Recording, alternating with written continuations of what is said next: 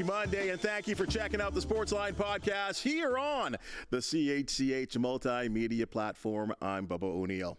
Athletes, teams, executives, and broadcasters from the Golden Horseshoe are generally our focus, but today it extends from the 905 to the 416, and a certain team from the T-Dot. They're the newest Grey Cup champions. Well, along to chat with us is a multi-talented, multi-award-winning writer with the Toronto Star and formerly the Toronto Sun, who covered the CFL for over 2 decades. In addition, he's a best-selling author who has written books about the lives of none other than Nick Kypreos, Eddie Olchuk, curler Colleen Jones, wrestler Bret Hart, Doug Flutie, and the man Cat fans can't help but like Michael Pinball Clemens. Let's bring in Perry Lefko. Great to see you, partner. It's been a long time. Thanks for checking us out. Thanks for that wonderful introduction. You're my publicity guy going forth, okay? Well, you know, I gotta have a multi-talented. I think that's kind of what we have to be in media nowadays. Kind of like yourself. You're doing all kinds of things. I know I actually met you. I'm thinking back to those early 90 days when I started covering the league for Sportsnet, and you were doing the Argos in Mississauga back in those days. Yeah, I loved it. You know, I think the CFL is the greatest league in terms of the relationship you have with the players and management. I mean, I did a little bit of NFL stuff. It's nothing like that. You develop relationships with the players, and there's still a lot of guys I talk to, even though I've long since, left the CFL. Well, and with the Argonauts there back in those days, I look at them, and they were a winning franchise that keep dropping in with Grey Cups, and we kind of see that right now. They just keep rolling. I think the only unfortunate part, and it's now as it was then, is they don't get the reception. They don't get the coverage. This is a team that's consistently won championships in Toronto, and, a lot of teams in Toronto haven't won championships. It just seems that they're there, but they're not really there in terms of public either awareness or, public reception. I was happy for them, and I say that as a Hamilton broadcaster.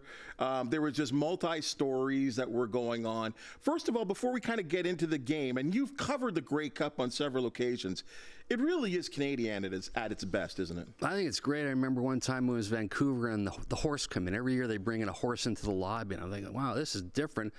And yet you see it. You see the fans coming from across the different, the cities of the Canadian Football League embracing it. It is this one great big party. My only, thoughts about that is it's just that 1 week where everything converges on the game, and the game usually sells the game, but what happens afterwards?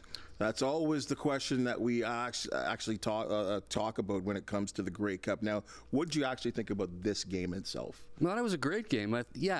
The greatest thing about sports is it's the ultimate reality show. It's something that happens that you don't expect. It's, Nick Arbuckle, becoming the player of the game after his career was almost over. You see, a quarterback for the other team cutting his finger, and he's got to, get it stitched up, wear a glove, and this is crazy, right? You see the feature back for the Winnipeg Blue Bombers basically not even being that much of an impact in the game. You look at a team that's made it to the Grey Cup 5 years in a row. That should be a dynasty, but they've lost the last 3. So collectively, when you take the Grey Cup, you expect things that you don't expect, and then you say, man, that is a great game. But like I said before, what happens afterwards? How do we retain that enthusiasm? What about the presentation of the game? Your thoughts about that? In terms of what happened afterwards, or just just the game itself, and being the lead up to it, what television does for it. I know TSN. They have 1 more year, I think, left on the contract before there's going to be some type of maybe a bidding war for the Canadian Football League. But what about the presentation of the game? I think it's great. They put a lot of time and effort to develop the storylines. Conversely, you've got the Buffalo Bills playing the Kansas City Chiefs. It's a great, great game. So I was going back and forth until the Bills game was over, and then you watch the Grey Cup.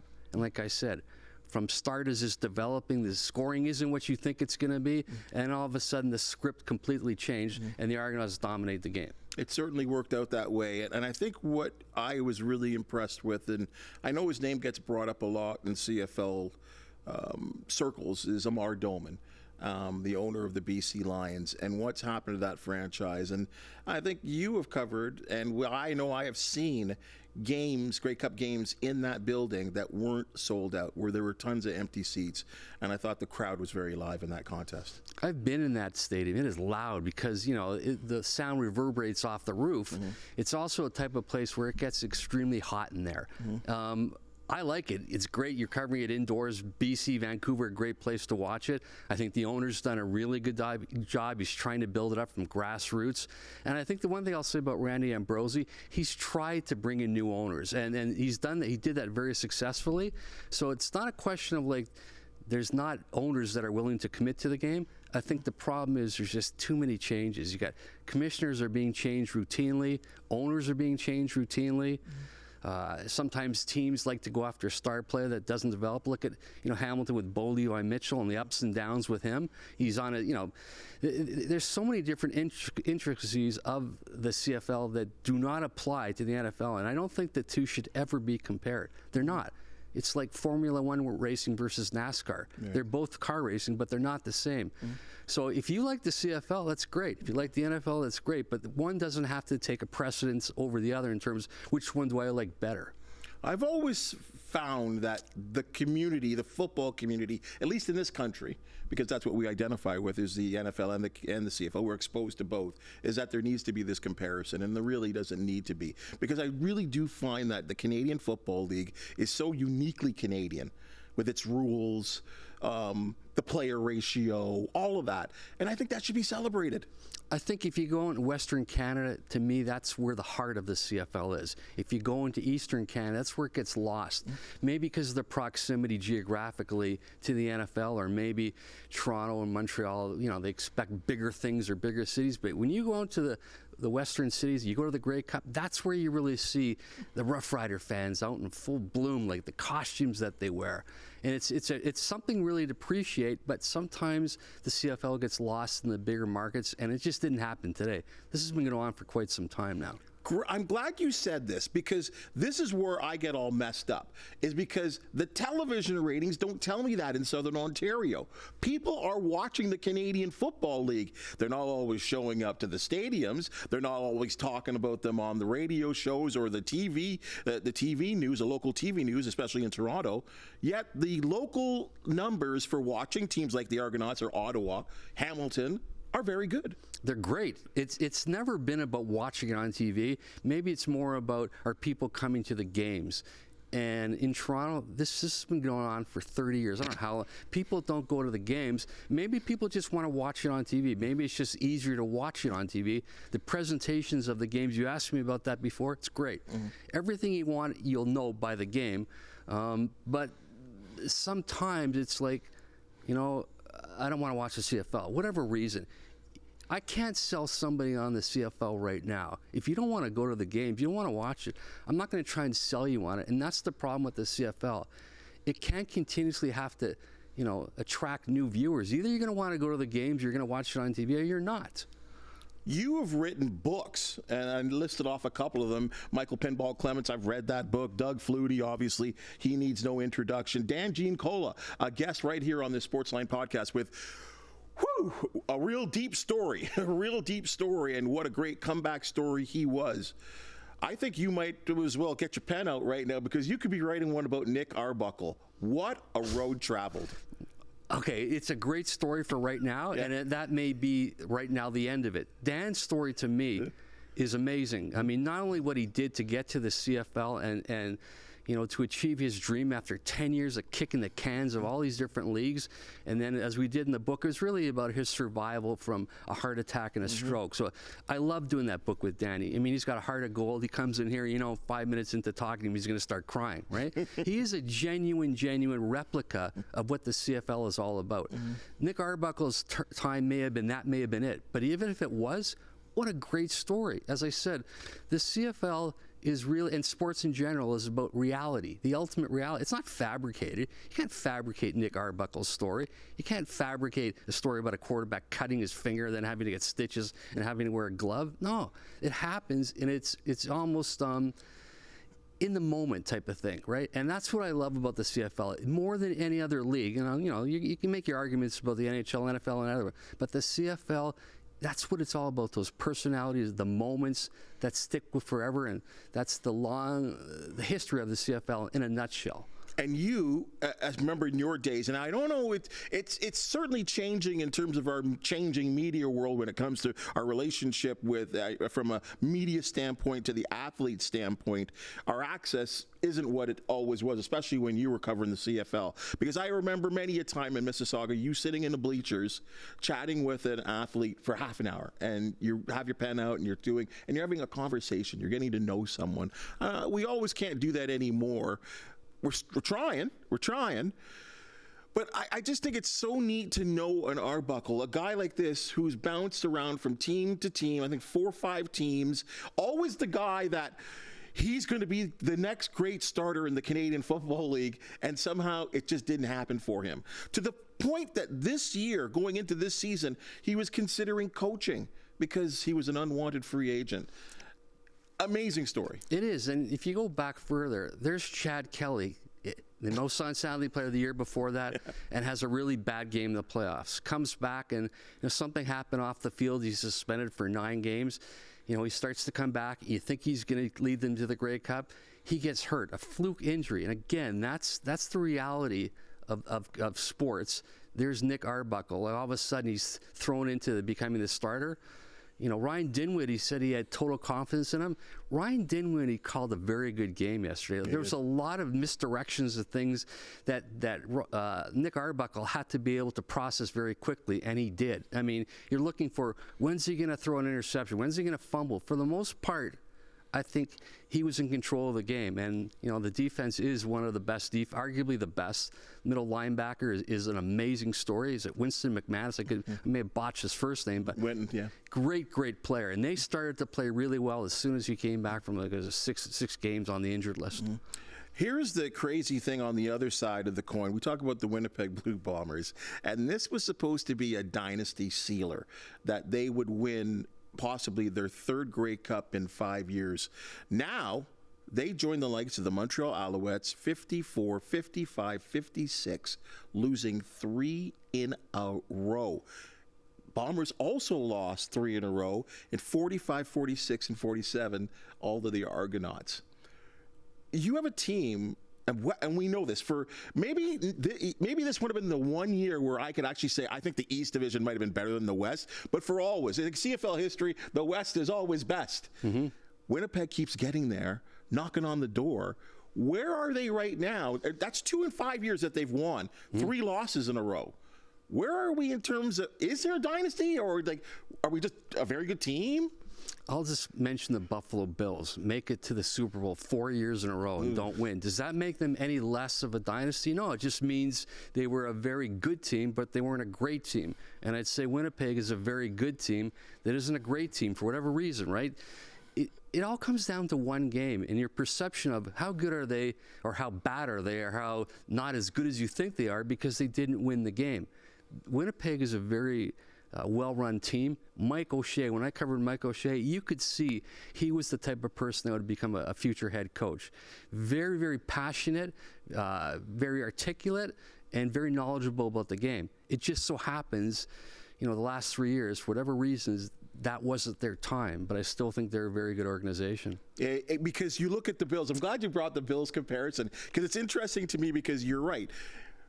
Maybe they weren't the best teams on that day, but the fact that era of teams that went to 4 straight Super Bowl, I believe, have 7 guys in the Hall of Fame, right? Mm-hmm. So they were Bombers, and you could pick apart their roster over the last 5 years, and there are guys that are going to the Hall of Fame, the left tackle, Collaros, and Collaros struggled.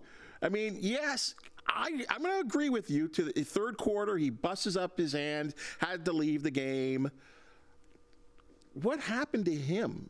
He hasn't thrown a touchdown pass now in 3 straight Grey Cups. And when you compare the 2 quarterbacks and what Arbuckle did based on limited experience and limited opportunity, and you look what Zach did there in terms of his statistics, they don't even compare. But the game before that, I think he threw 4 touchdown passes. Again, things change. The script isn't preordained. Things happen. And again, if he hadn't suffered the cut on his finger, would he have gone on and been better than he was? I say it really was somehow or another Brady Oliveira wasn't used as effectively as he is really the key to the 13 touches in the entire game. Yeah, he didn't get 100 yards. He had 1 big play. I think when he's used effectively, he's the difference. But for whatever reason, the Argonauts were able to take advantage of mistakes. There was the mistake when, there was the fumble and a Winnipeg player pushes an Argonaut. Oh. How often do you see that play called? Yeah. Very rarely. I think Winnipeg, they imploded. And, it happens, right? But it just so happened that they imploded in the one game. You don't get a second chance. If we can go back to Arbuckle a little bit, I think one of the joke things everyone's talking about, it's funny how things get picked apart and talked about.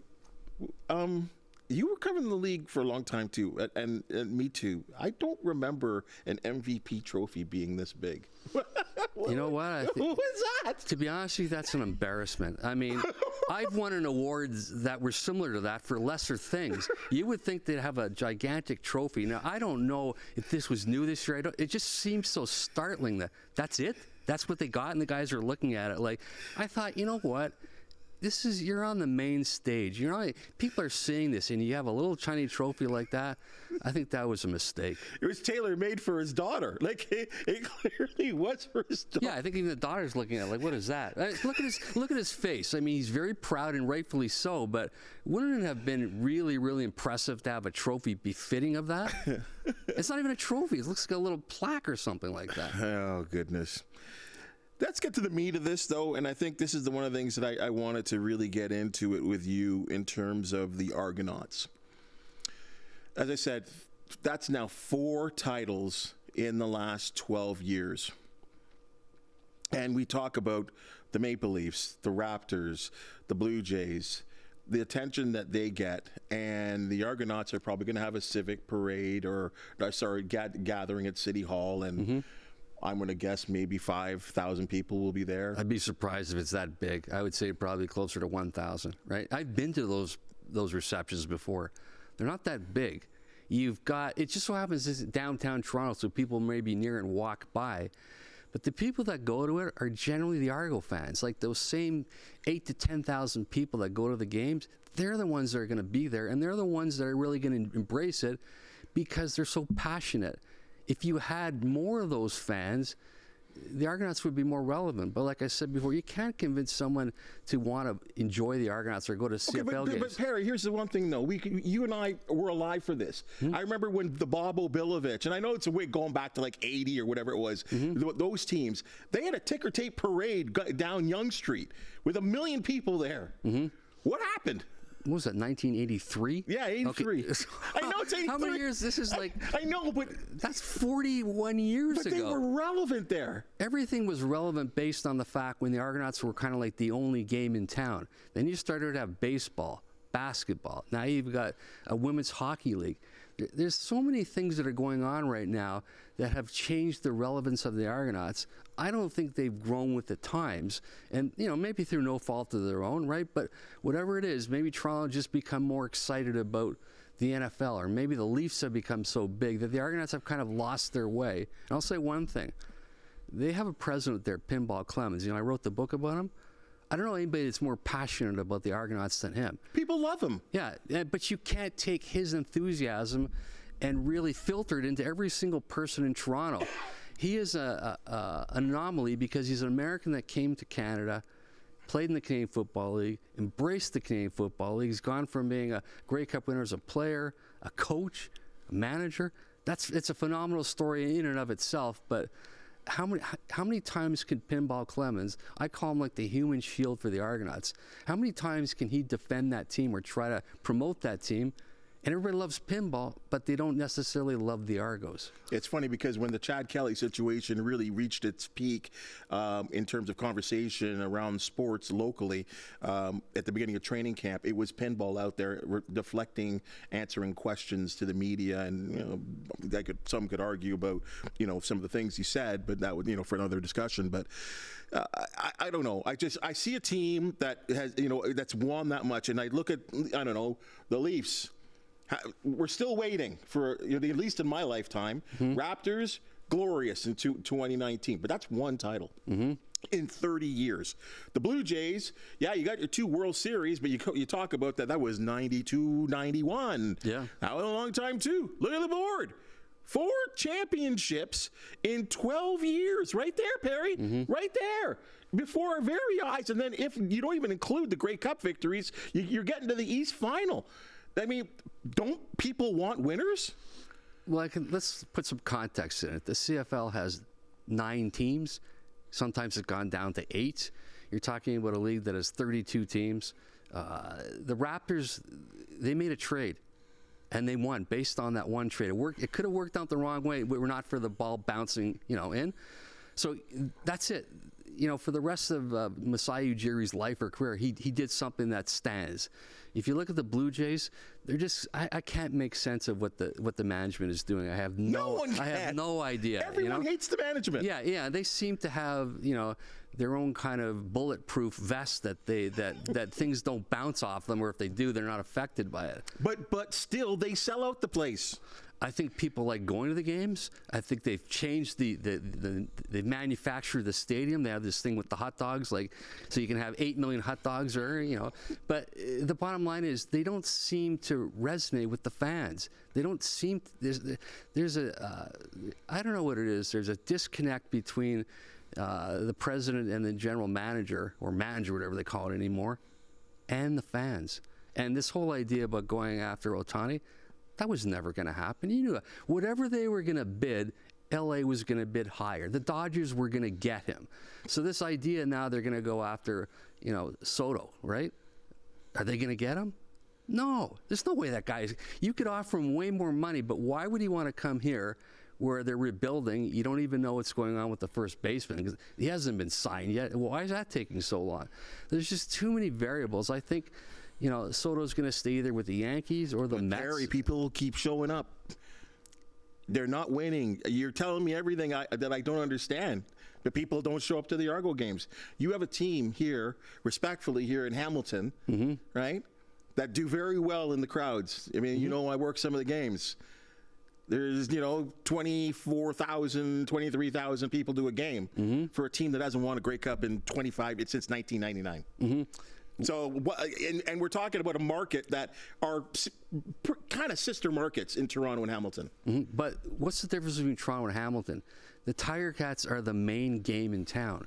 The Argonauts aren't the only game in town. There's other things to do. And I've seen years when Hamilton, the Tiger Cats, haven't played very well, and attendance has gone down.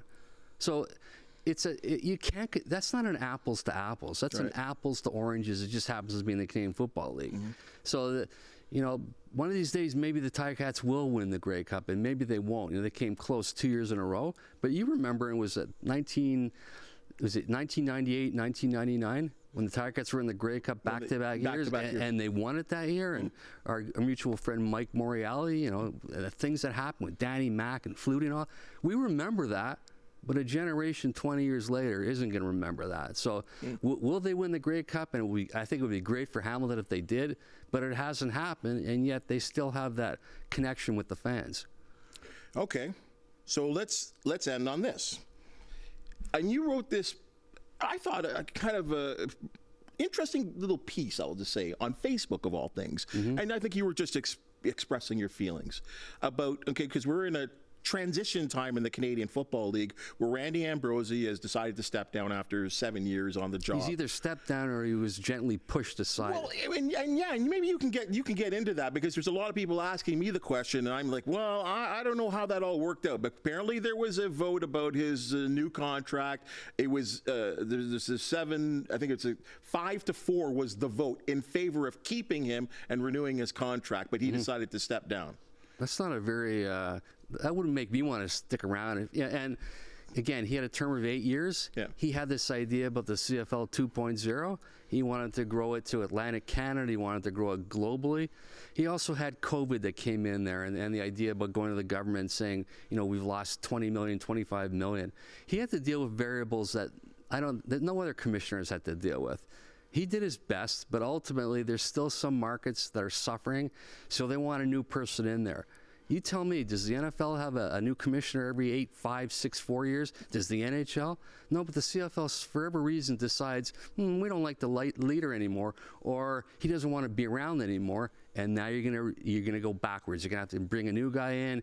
He's gonna have to come in with his ideas. He's gonna have to, get receptance, from all the. It's just that shouldn't happen. There should be one guy. He's the commissioner. What he says goes. But the CFL has 9 markets, and every one of them, they want their market to be the best, to make the most money, and sometimes it just doesn't happen. In terms of the board of governors, okay. Yeah. All right, okay. Well, then fair. So then I'll put the question to you in.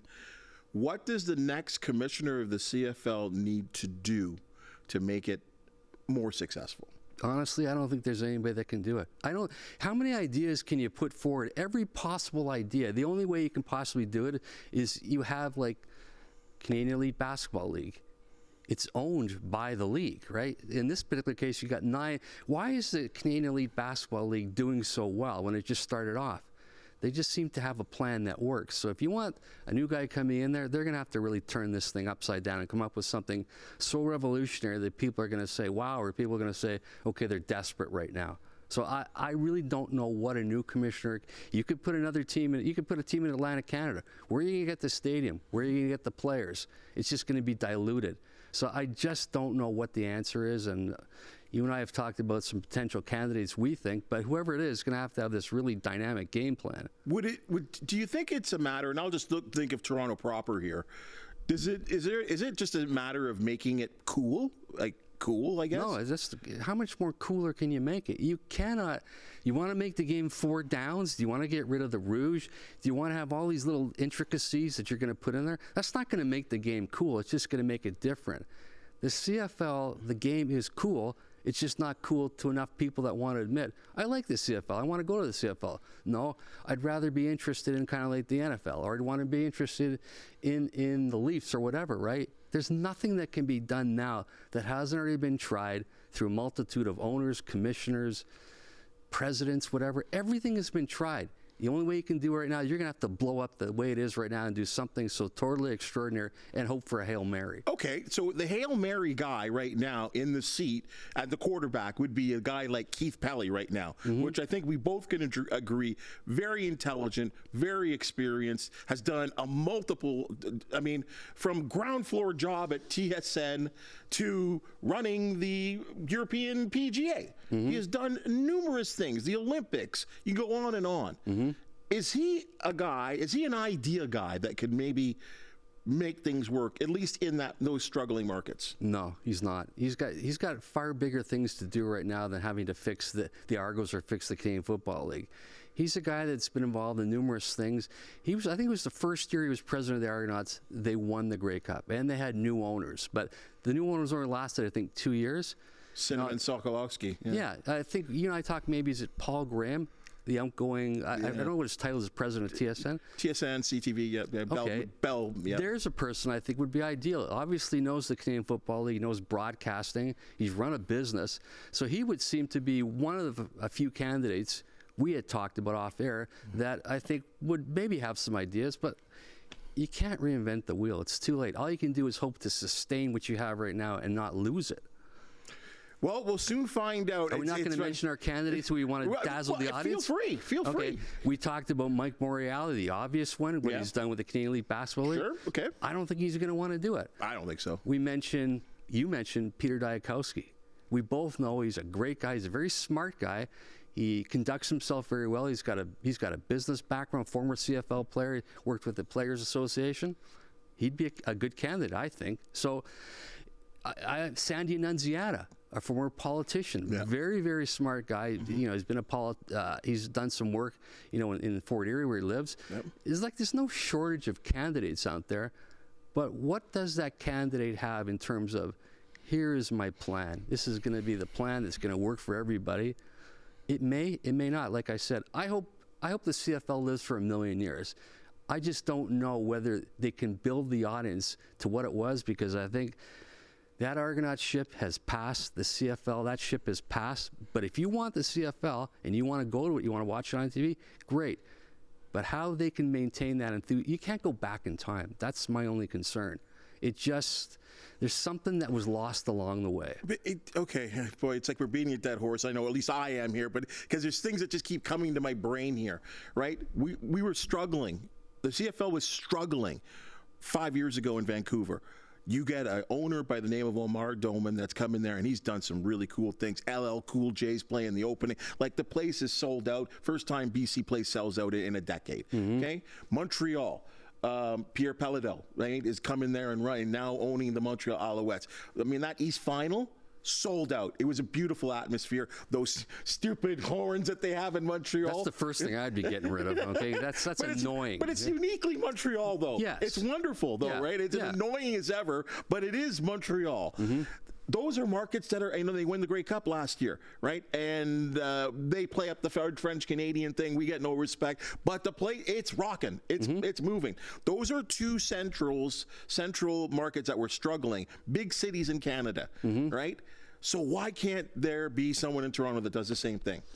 Well, they've done everything possible. And let's also talk about Randy Ambrosie brought in owners. We've got a private owner now for the Edmonton Elks. Yep. I'm still having a hard time saying that. I think they should go back to the previous name. A lot of people He's got a lot of enthusiasm. That's great. So there's new owners with new ideas, fresh blood. Younger guys. Yeah, but there's also some, owners who've been owners of this league for a long time that are kind of dead set in their ways. So that's why there was a 5-4 a vote, because maybe some owners who've been around a lot longer would say, I've been in this league. I put in a lot of millions and millions of dollars. I think I know what I know about. And again, unless you get that one unless they say, we're going to give the commissioner total latitude. He will run everything. We'll be the owners, but he makes the decision, which is the case in the NFL, which is the case in the NHL. I don't know if the owners are willing to give that commissioner that latitude, and I hope whoever it is in there longer than 3 years, 5 years. You need longevity. They have to have a game plan that's going to be 3 to 5 years. It can't be after a couple of years we're not happy, we're going to get rid of him or he's going to want to leave. You're right, because personally, I think you should be the next commissioner. You've got a lot of passion. I do have a lot of passion, but I don't know if I do well with some of those older guys in that room, because you're right. We've got to be able to. Change is good. Change is good, and change is good, but not a change if it happens too often. If it happens too often, you're right. Change right. with owners, players. The CFL players, most of them are American. They go home after the off season. We don't see them again. And I don't even know how many, Nick Arbuckle, when he goes back home, will people say, hey, man, you're the guy that won what a great story. Will he just be some American guy who came up here and won the Grey Cup? We don't have enough of a relationship, a direct relationship with the Canadian players, the American players. When I grew up, and I think this is a million years ago, I knew every guy on the Argonauts. I knew I can tell you players on most other teams because I follow it that directly. But do they have that connection when they walk down the street? Will Nick Arbuckle walk down the street of Toronto and people will say, nothing? Hey, there's Nick Arbuckle. Will they say that? Probably not, right? Well, then that's up to the next commissioner to, in my opinion, find a way, as we're seeing this, because this was never the thing in the National Hockey League, and I think they're doing a much better job of it, of making the stars, and it only needs to be 2 or 3 per team. And in the CFL in a 9-team league, that's not too tough. Yeah. Find 3 guys on each team and start marketing them, making them big in the community, making their big, and Toronto's got those guys, right? Now, unfortunately, Chad Kelly could have been that guy because he's got the namesake of his uncle and all that, but unfortunately, some things that have happened behind the scenes with him excludes him from that. But regardless, there are other, we talked about this from the very beginning of this conversation, there are stories to be told. There are people out there with great stories, and we need to tell them better. And that's up to the next commissioner. So whoever's watching this podcast, who has a passion about Canadian Football League, can do something. Step up. I'm going to give you the job. Adriano Belli, if you're watching this, I want you to be the next commissioner, because I don't know anybody. He played in Hamilton. I don't know anybody who absolutely loves it like Adriano did, right? So let's get someone who has that type of experience in the league, has a name, has business. He's got business experience. Sure, the meatpacking company. You know what?